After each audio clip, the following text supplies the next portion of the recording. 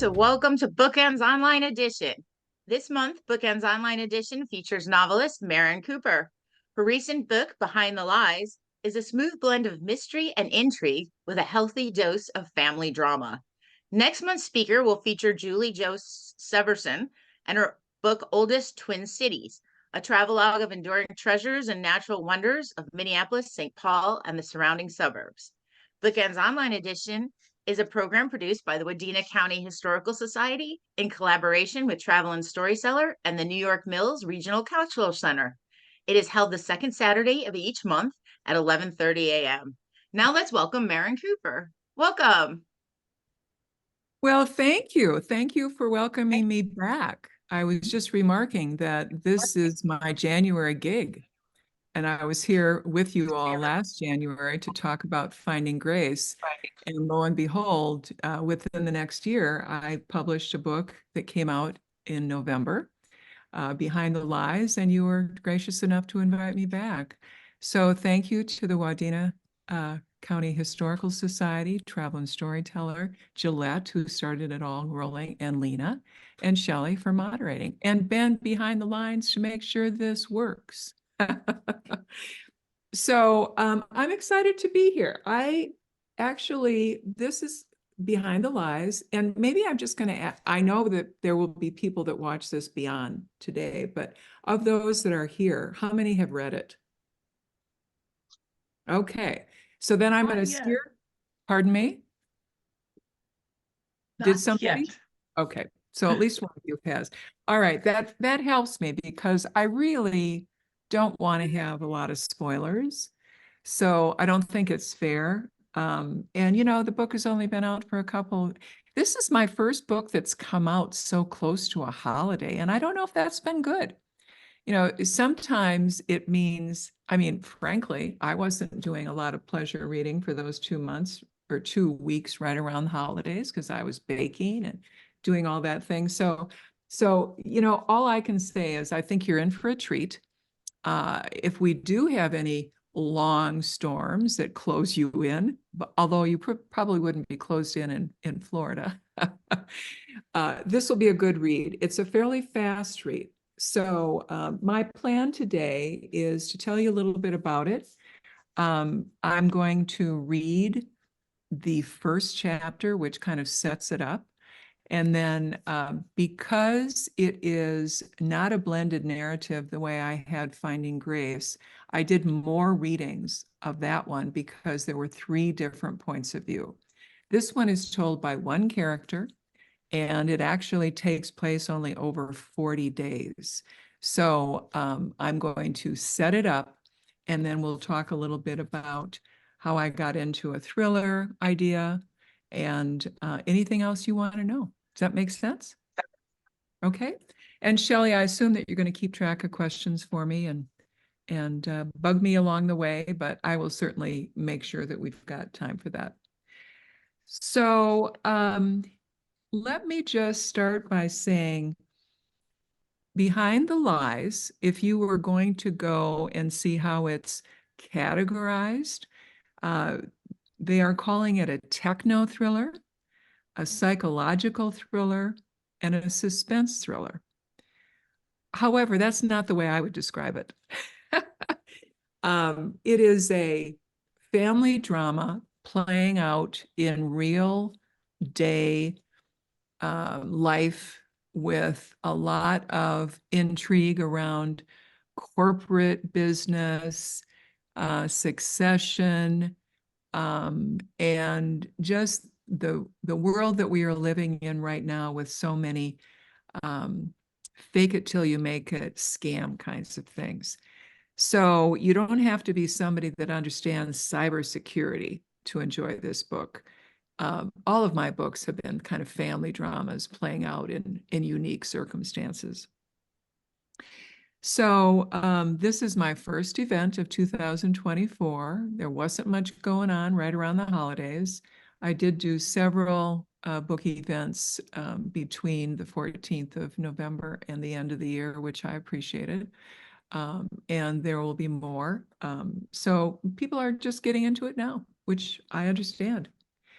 So, Happy New Year. 2024 is upon us. I think I now am writing my checks with the 24, not just the 23. So we'll see how that goes. All right, I'm going to first read the hook. And if you haven't necessarily seen the cover of the book or looked for it online or strolled into Travel and Storyteller to pick it up, this will be what you will first hear about the book. Will Franklin, former academic geek, now recognized as a rare talent in the fake it till you make it biotech industry, is in the wings for his dream job as the next CEO of a global powerhouse. Or so he thinks, until his boss, Chet, calls him into his office and angrily tells him he is going to be fired. Chet hints at impropriety, but won't say more. And before Will can press him, he falls so ill that he's put on ventilator care. Now, instead of losing his job, Will finds himself in the position of supporting Chet's family through the hell of a dire illness. Just as suddenly, he finds his leadership ability tested by a crippling cyber attack that threatens the entire industry and leaves him with little time to untangle the mystery of whatever it is that Chet uncovered before he got sick. Can Will clear his name before the axe falls, or his marriage collapses due to his lapse in judgment?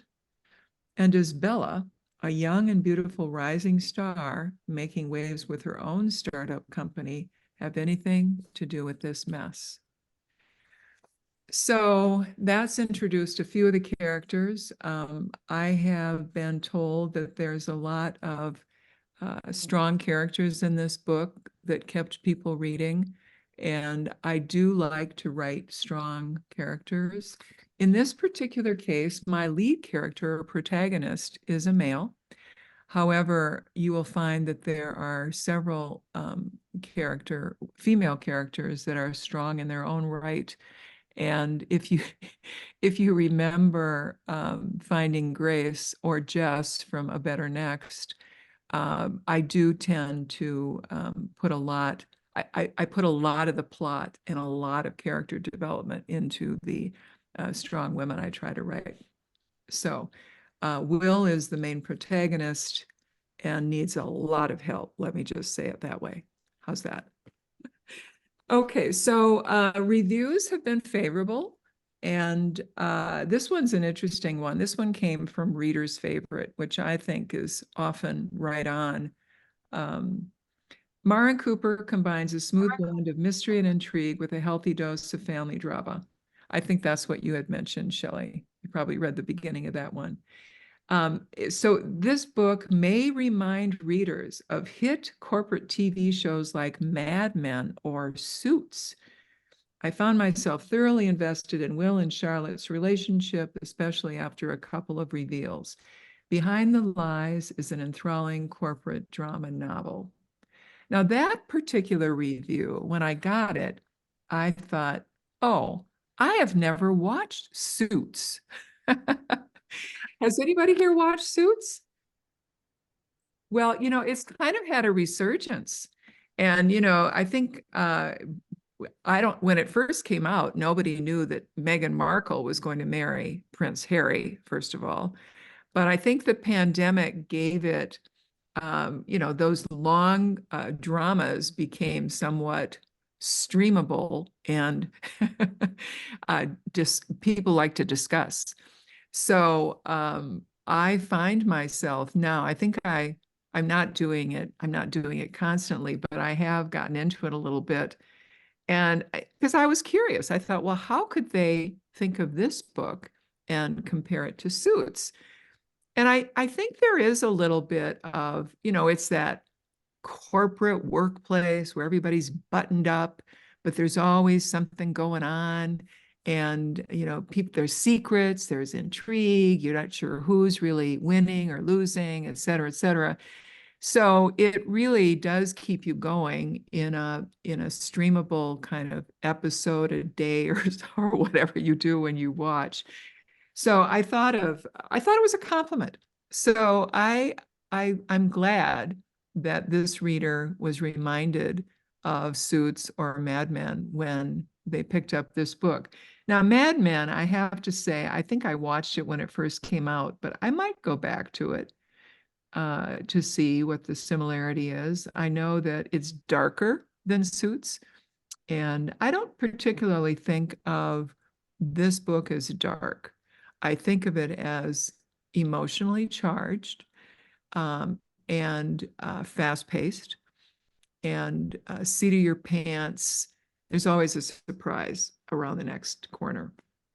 So I liked that review, and it got me looking at something new. And Midwest Book Review, which I also think is always pretty good. Cooper creates a powerful entanglement of strong personalities and business pursuits as the mystery grows. Readers are led through a rabbit warren of possibilities that will keep even the most avid thriller or mystery reader guessing about outcomes and nefarious involvements.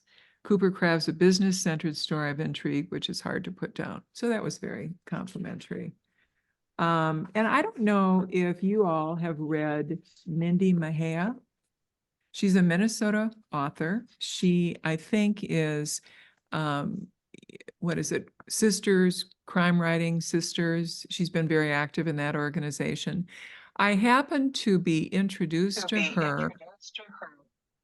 Oh, I think I just echoed. No, maybe not. So Mindy was introduced to me by Alan Eskins, must have been Boucher Con in I don't know, whenever it was here in Minneapolis. So it must have been, was it 21 or 22? I don't know, but must have been 21. So because Alan knew I was writing what was going to be a thriller, and he had been very generous with his blurb of Finding Grace. And so he thought I should get to know Mindy. So I was introduced to Mindy. We started a friendship, and she was very kind and agreed to read Behind the Lines. And if she thought it was worthy of a blurb, she agreed to do that, and she did. So her blurb is very generous as well. Corporate intrigue meets domestic drama in Maren Cooper's debut thriller. Secrets, lies, and fraud make this a fast-paced and suspenseful read, a great debut thriller. So that was sweet. And Carrie Griffith, who you may know from the Sam Rivers mystery novels, and Chris Norbury, the Matt Lanier mystery thriller. I hadn't realized I was writing a thriller. I'll put that out there, and I'll tell you a little bit about that in a bit. But because of that, and I had mostly been writing what I would consider general fiction or women's fiction, although I think that's kind of an overused and too broad a generalization, because I've got a lot of men who follow my writing, and I don't like to be pigeonholed that way. So anyway, I did not have a flock of author friends who were writing. I didn't know that many that were writing thrillers that I could have asked for blurbs. So it was lovely that I was able to meet with Mindy at that stage, and Chris, and Carrie Griffith as well, I knew. So that's how I ended up with those blurbs. And I think I'm feeling good about the way the book has been received. And I think it's got some legs here, given that it's just early January of 2024. All right, so without further ado, ta-da, I'm going to read what would be, it is the first chapter of the book, not the prologue, it's the first chapter. And there's no spoilers in it, and that's why I'm going to share this one with you, okay? And this is the only reading I'll do.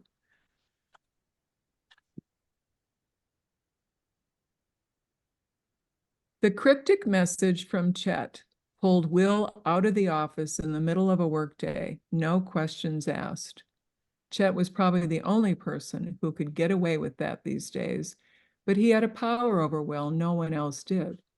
And it wasn't just because Chet Sutherland was a legend in biotech circles or because he'd been grooming Will to be Biotech Chem's next CEO.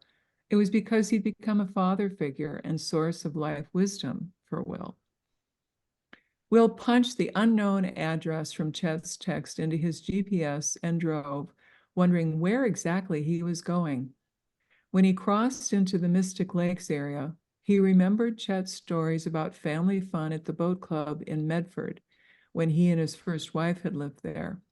But Chet and his second wife, Andrea, lived in Waltham now. Plus, early March in Massachusetts wasn't the best time to enjoy a boat club. As Will drove up and saw the harsh treatment the season had served up, he hoped it wasn't membership recruitment time.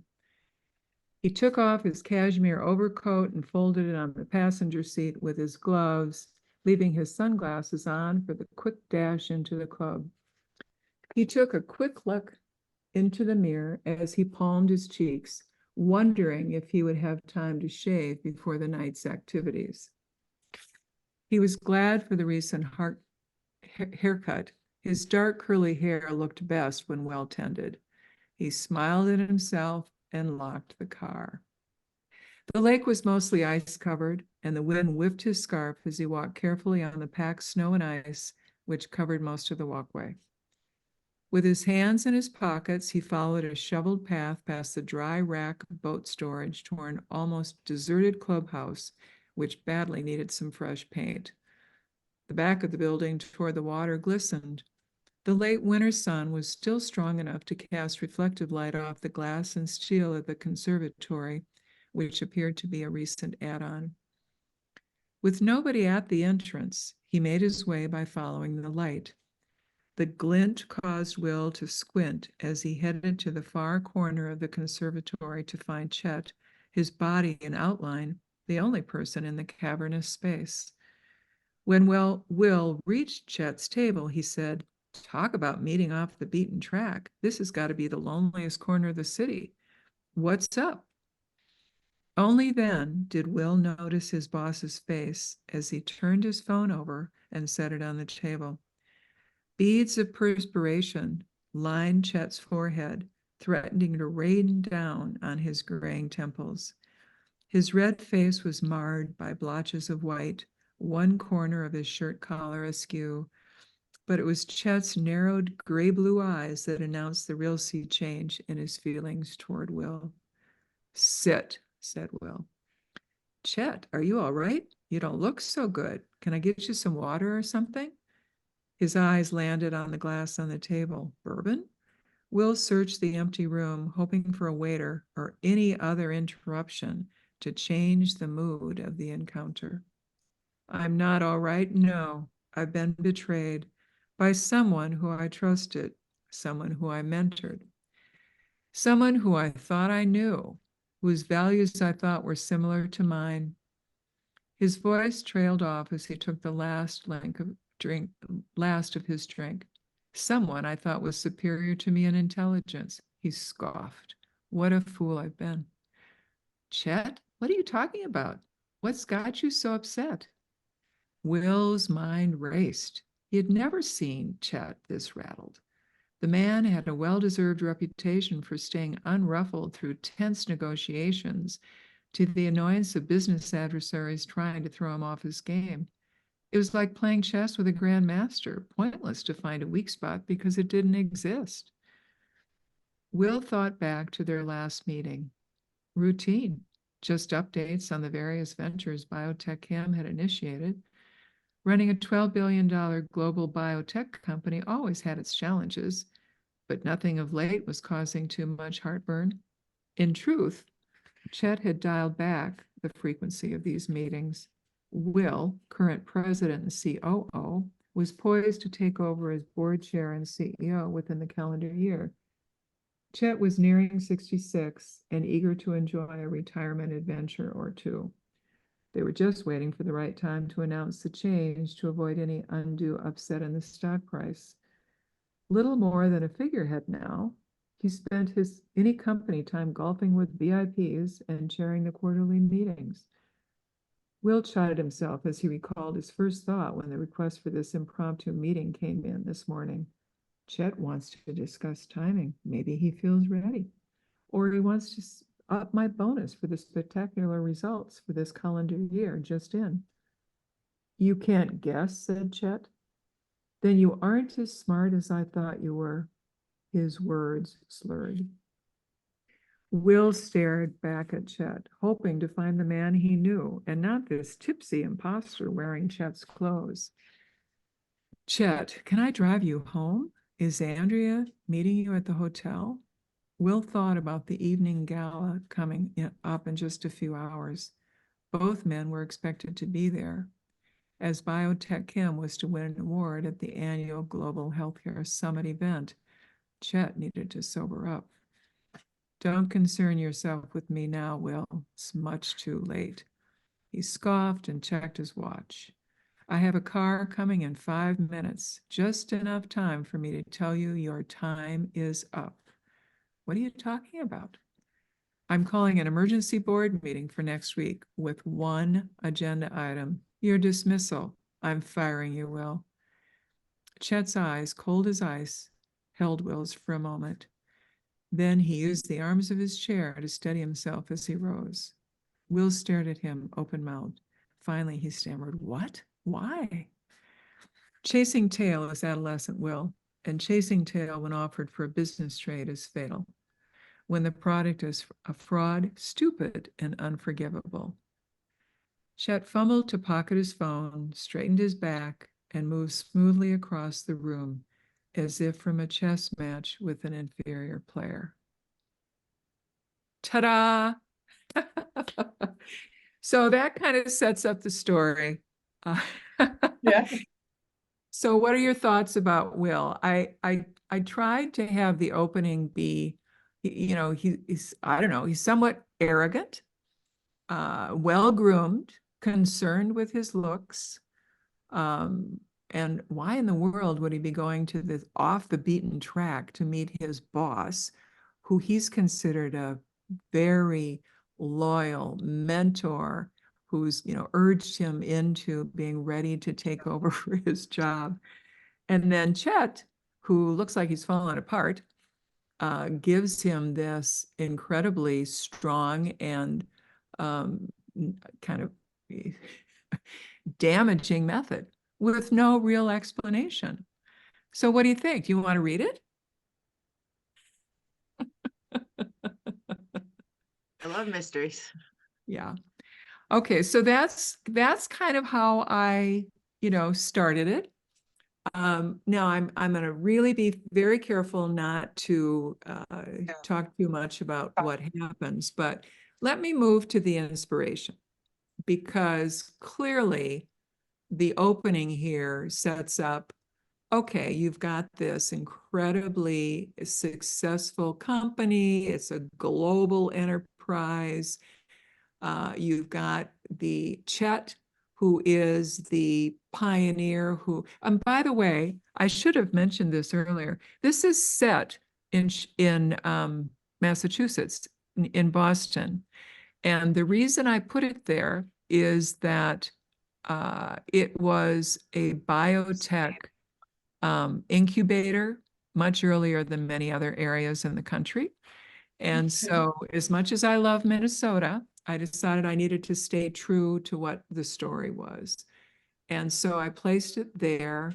And Chet was a pioneer in setting some of that going. And today they're still a powerhouse. They're probably second to Silicon Valley and what goes on out there. And of course, I think Minnesota even has some chops in biotech, but I needed to have it be placed there. So the suburbs of Medford and et cetera, I researched them pretty well as to where they would be living, where people that have a lot of money would be hanging out, et cetera, et cetera. So that's the background there. So Chet has, decided that he's got a younger wife. You'll find that out as you read. And they have a child, a young teenager, or maybe not, I can't remember how old he is, maybe 14, 15. 15, yes, 15. That's a telling number in the book. And so they've decided it's time for him to retire. And he had recruited Will Franklin, in particularly to take over his job. So it's all planned. The board was in on it. These boards tend to be very hands-on when it comes to succession because there's so much at stake money-wise. And so Will has been basically now he's almost running it totally. Chet is only, as I said in the first chapter, he plays golf with the VIPs. He still is the figurehead chair of the board, so he runs those meetings. But basically, Chet is not really involved in the day-to-day. And Will is running the company and feeling ready, perhaps a little eager, perhaps a little over-eager. You don't get, there's not that many flashbacks in the book about Chet and Will's relationship before this particular day. So when I say that there's a 40-day story here, it starts from the boat club and goes forward. But what I can tell you about backstory and developing these characters is that they got along very well. They were, they could probably finish each other's sentences. Chet felt that he had done a wonderful job in mentoring Will. And so up to this particular boat club event, Will had no inkling that Chet was unhappy with him, which is why it's such a shock. So again, I set that up, and then you've got 40 days. And what would you do in that 40 days? Well, you've got to kind of untangle what's just been out there. So the readers know that Chet is ticked and he's going to fire Will. Will is flabbergasted. And, there's a line in there about who is this fellow, this imposter in Chet's clothes. He can't really believe it. So there's a little bit of disbelief, which probably allows him to continue to move forward. And then, of course, they've got this big gala that night. So how is that going to go? So this is a novel that is sequential. In other words, I don't do a lot of backstory going back. There's some, Will, who is the main narrator, does go back and explain certain things, but not necessarily in real time. So that 40 days then has to unveil, I wonder what went on here. How did the rift happen? What did Will do? What did Chet think he did? And move from there. So that's kind of, the structure of the story. Now I'm going to go and talk to you a little bit about the inspiration. Biotech. How in the world did I decide on biotech? And, I think those of you who are read the news, are living in today's world, perhaps heard the story of Elizabeth Holmes. Elizabeth Holmes was the scam artist who came up with that one machine that supposedly with a drop of your blood, if you put it in there, all the things that might be wrong with you would come out of some machine. And she did this as a 19-year-old Stanford dropout in California. And she became the wealthiest young woman on Wall Street, et cetera, very, very quickly. So over the course of several years, she got extremely well-placed individuals to join her board and help her with this startup, investing their money, et cetera. So she was wildly successful. And it turned out that the machine was a fraud. And you may have, there's documentaries on it, there's a lot of press. She's now in jail. And actually the first person that was convicted was her CFO for the company. I think it was called Theranos. Does that make, I think that's the name of the company. And her erstwhile lover and CFO was convicted first and is serving time. And Elizabeth Holmes went through a series of appeals, et cetera, et cetera.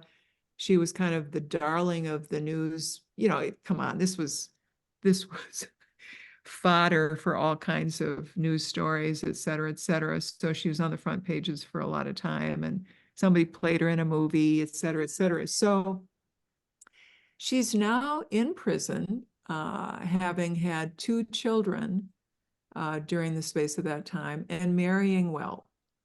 So I can't remember how long her sentence is, but she is in the clink. So now she is not the person in my story. Okay, so put that out of your head. However, when I was hearing about this and knowing that, you know, my background is in healthcare, and I have been witness to, proponent of, supporter of all of the scientific research that has been happening over the last many years that brings us to this point of, my goodness, we can do so many more things now for people than we used to be able to do.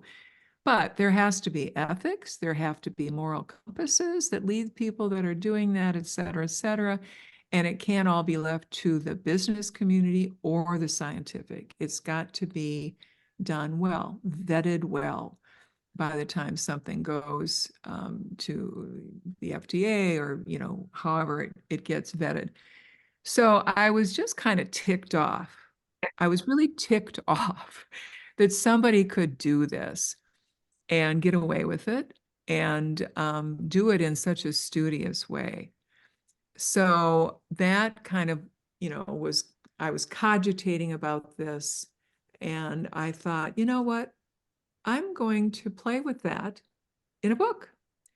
So the whole notion of fraud, scamming, et cetera, and one phrase you'll see a lot in describing my book is that I was trying to reveal the fake it till you make it culture. And that's what I was trying to reveal, because that's exactly what she did. So she was basically bringing people into her belief system, and it was found to be fraud. So there is some fraud in the book, and it is at one of the, it's part of the plot. It is one of the plot points. It is not the only plot point.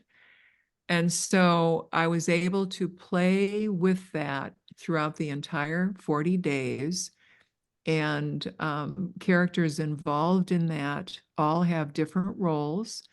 And those same characters have roles on a dramatic, domestic side of the story.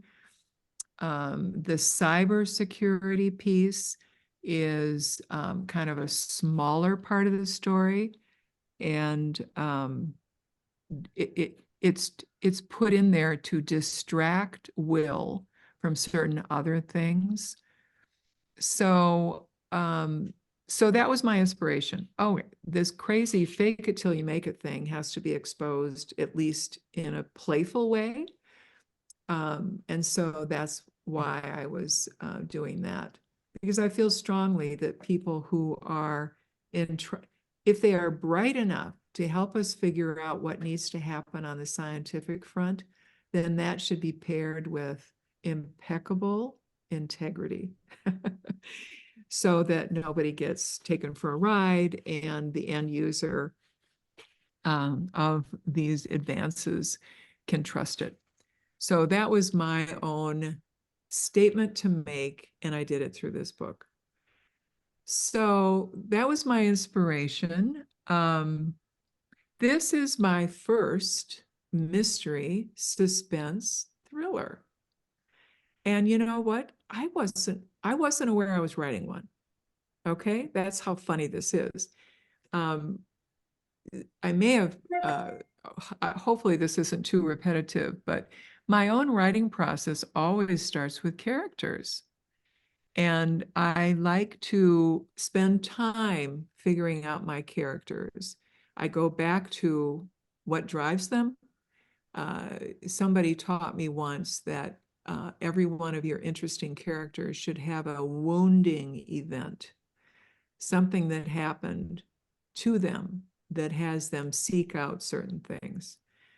And in Will's case, he lost both parents to cancer at different times, which left his later adolescence kind of rootless. And he was an awkward youth who, with this, these losses,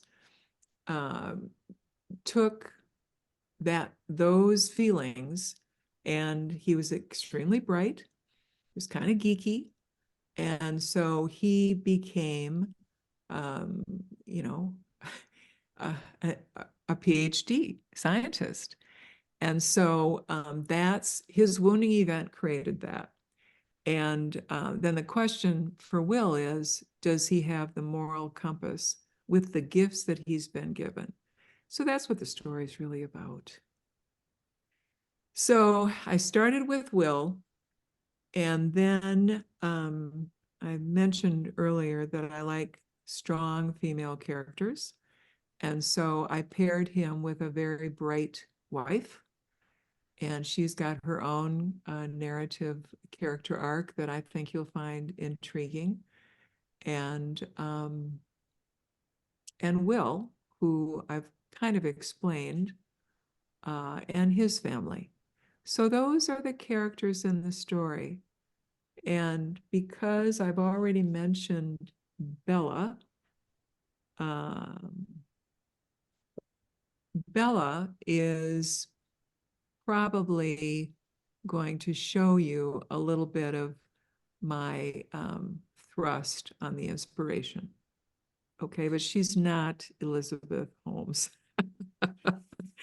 So anyway, that was my inspiration. So and so when I started with Will, and I knew that I needed to test his moral fiber if I was going to stay true to my inspiration and my belief system, then I had to keep throwing things at him.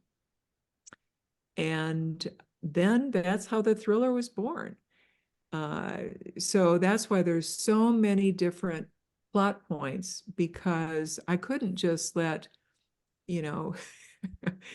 I had to test him thoroughly. So that's how the thriller was born. And until I had readers, beta readers, looking at it, I guess I then realized I had a thriller on my hands. And I thought, well, eureka, I love thrillers. So then I embraced it. And as I was going back and doing the fine tuning, I played with it even more. So I believe it got to be a stronger thriller or suspense novel, having recognized it and owning it. And the way you have to do that as a writer is I have to graph it, because if you introduce a clue somewhere, boy, you better follow it up. And, your story has to start with a lot of intrigue and then kind of, go this way, up, scene two, and end with things hopefully tied up, or as close to tied up as the author feels that they can do without losing their own author integrity. So there you go. So let's see, what are we doing with time? Oh, we did pretty well. I talked for a long time, didn't I? All right, so I'm happy to open to Q&A, and if you don't have any, I'll give you a couple, but go for it. What do you think? What's on your mind? Okay, have you considered writing a series? Oh, Because I don't know. And in fact, somebody before we started asked me if I have another book started. I do not. I do not have another book in my mind. I don't know what's happened to me. I think life has kind of caught up to me. I have had three books put out there: 2019, 2022, and 2023. And frankly, I've had a lot of other stuff going on in my life.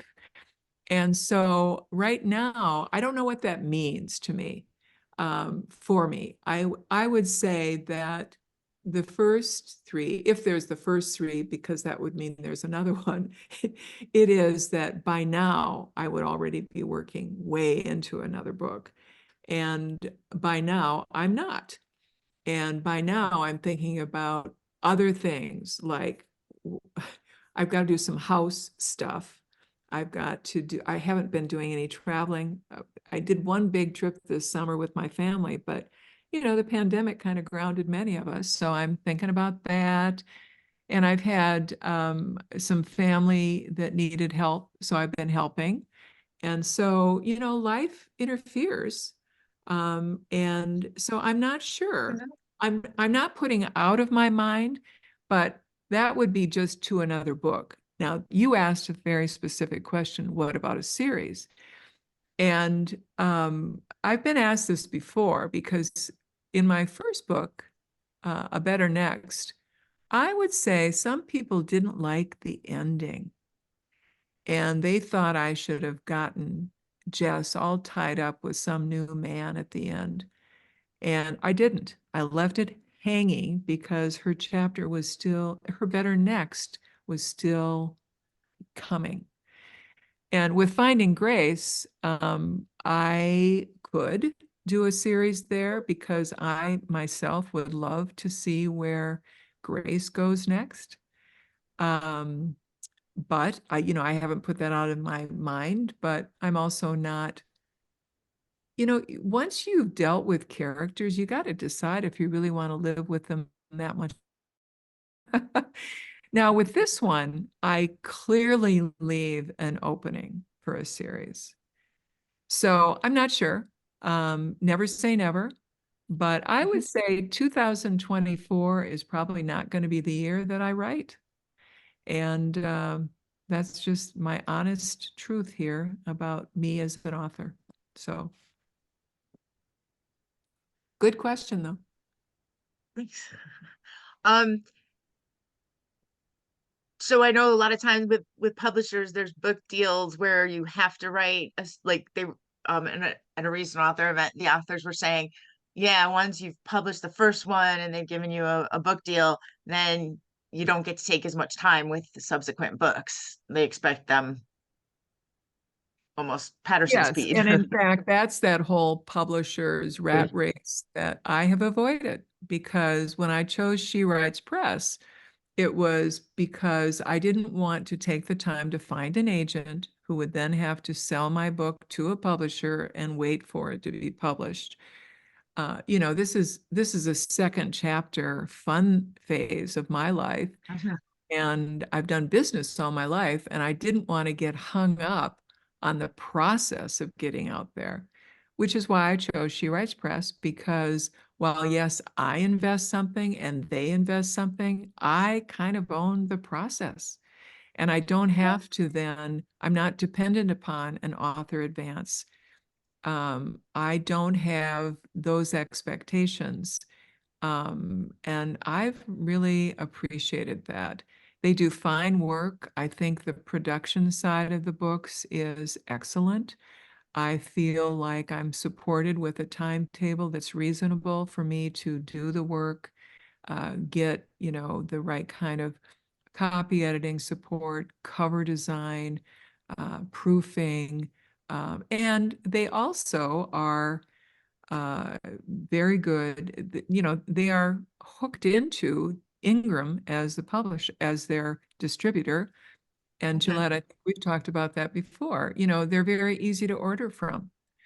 Although I do have big news, and it's no longer embargoed, but Simon and Schuster is going to be the distributor for She Writes Press starting in the summer of 2024. Oh, So cool. I think that is kind of a big deal, I think. And so Hmm. that means that even though mine will be backlisted titles for them, they'll still be everywhere that Simon and Schuster is promoting books. So I feel really good about that. It was a surprise. It was negotiated over a period of time, and we didn't even know about it as authors until it was a done deal. So Gillette, is it a good deal? It's got to turn herself on. I think you gave it a thumbs up, right?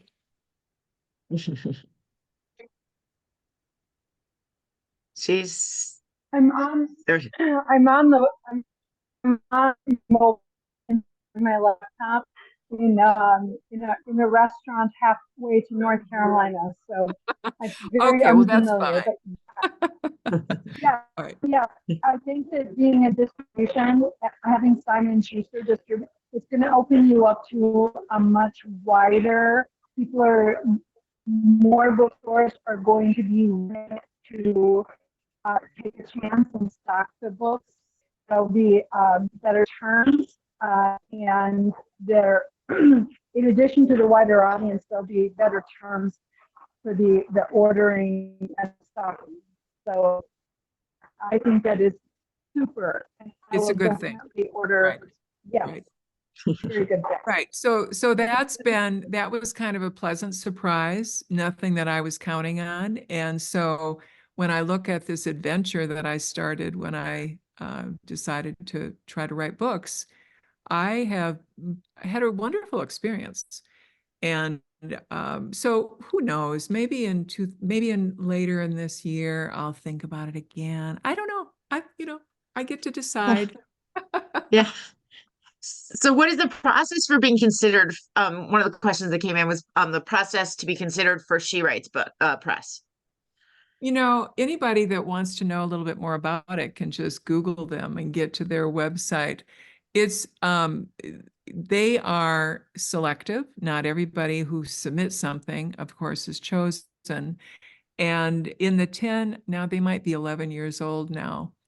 In those years, they have uh, gotten even more selective because they are getting a following.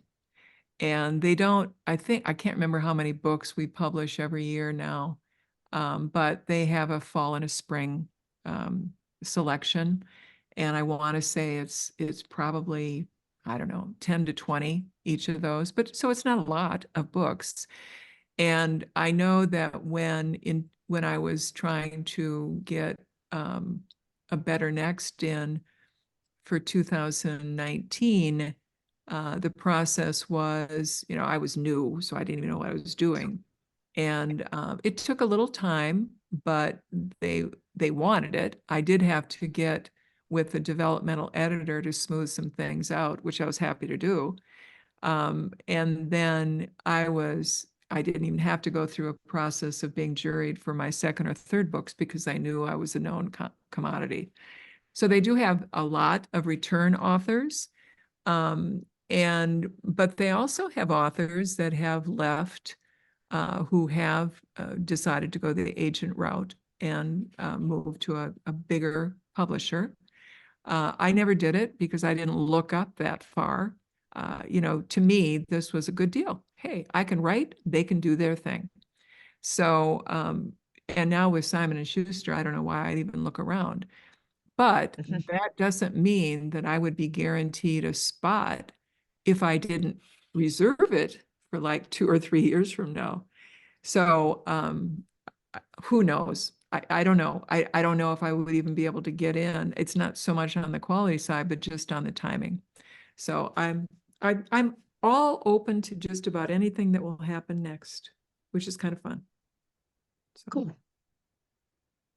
Does anybody out there have any questions? You can write them in the chat if you do. So a little bit about like process in terms of the actual writing? Do you have like a set time you like to write, a way that you like to do that, a routine um for your writing? I know some You people say know, early morning or whenever.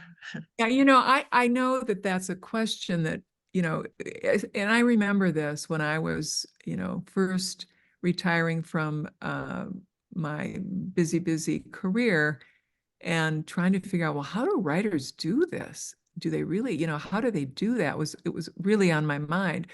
And of course, the regimen that was espoused as the right way to do it is write every day and have it as a set time. And honestly, I've never done that.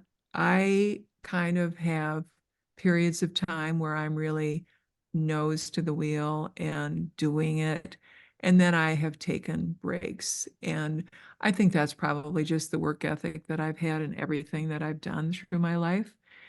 But relative to my process, I just am not that dogmatic. I let my muse guide me. Now, when I'm working on a book or I'm puzzling about what the next step is, remember, I start with characters and then I Mhm. just kind of throw things at them. So it's a very iterative process, and I graph it to figure out if I left a loose end somewhere. And, you learn by graphing. It's kind of instant feedback. If you've had an action sequence, then you should probably have a reflective sequence. And so I have learned that the way my mind works, that is almost exercise for my writing, because it gets me into that rhythm of what I need to do next. And I have found that sometimes I need to just sleep on it for a couple of days to figure, and then it'll pop in. I've never been somebody that's had to go through the hardship of writer's block. And maybe it's partly because I don't push myself to write every day. I wait for an aha and then I capture it, as opposed to, well, it's 5 o'clock in the morning, I better get up and write. So, but I'm at that stage of my life where I don't have kids to send to school, et cetera, et cetera. I can really do this however I choose. And so I do it when the spirit moves me or when my muse speaks to me, and that has, I think, served me well. So good question, though.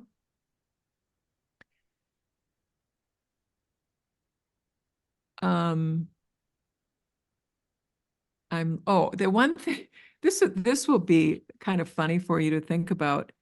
I was writing this during the pandemic, of course, and uh, remember the production cycle that you go through as She Writes Press, and I was doing Mhm. the iterative thing, getting it ready to publish.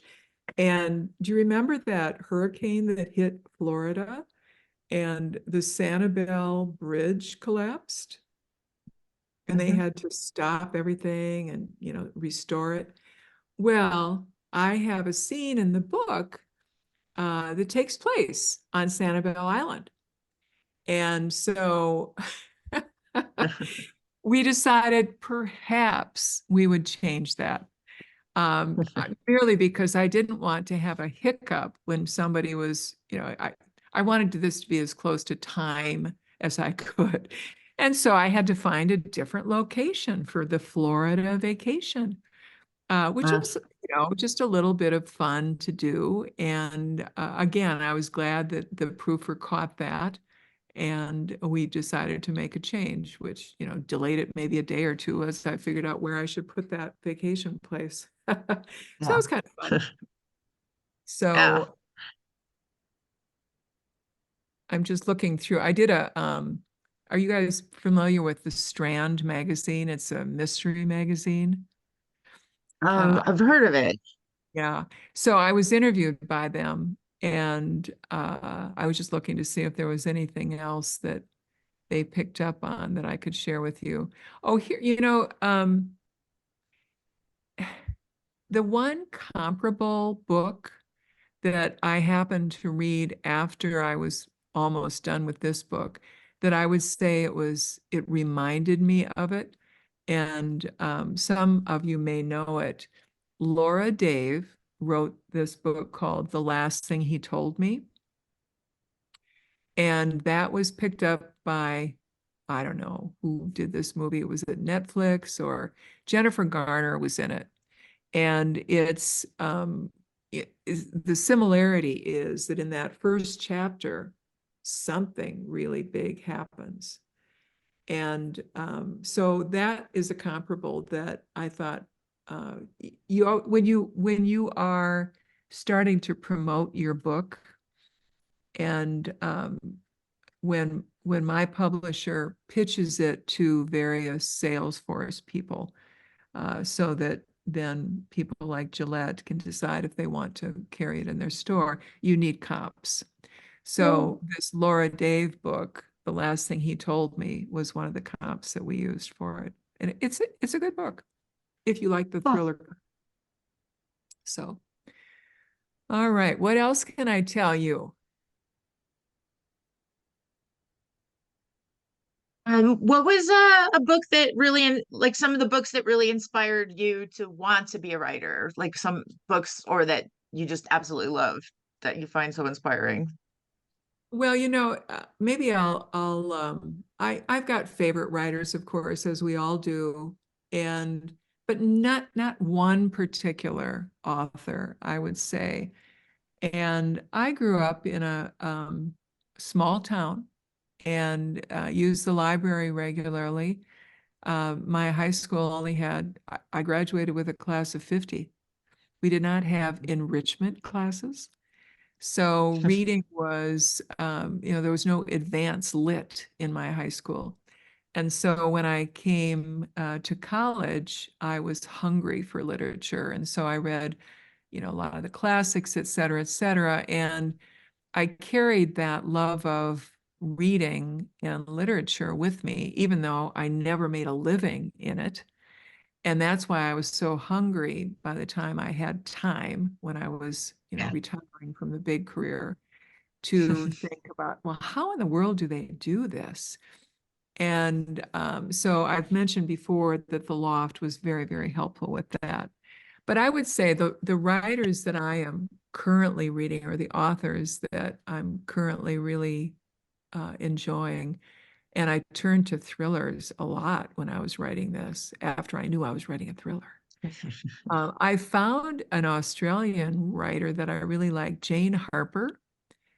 Some of you may know, and she's got a series of books about Australia, which is just really quite fun. I've been to Australia, but it's such a different landscape and different way of life and such a survivalist thing. And so her books were really, I had to read several of them because I was just fascinated with them. I took a trip to Iceland and Denmark with my family this summer. And so I started reading Icelandic thrillers. And I'm not going to remember. Oh, maybe I think it's called Reykjavik, the novel that I really fell in love with. And guess what?